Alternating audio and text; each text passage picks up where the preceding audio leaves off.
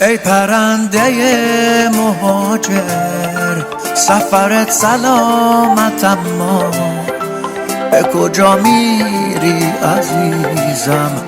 قفس تموم دنیا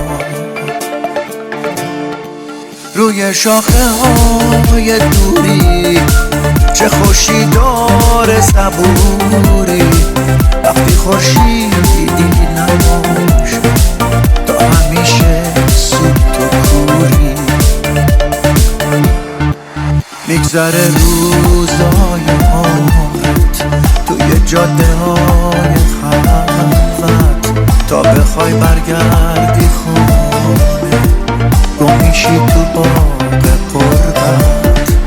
واسه ما فرقی نداره هر جا باشیم شب نشینیم، دلخوشیم به این که شاید سحر رو یه روز ببینیم.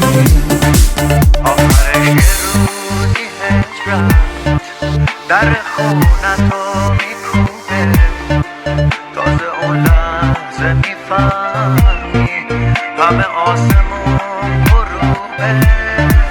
آخرش یه روزی هجرت در خونتو میکوبه، تازه اون لحظه میفهمی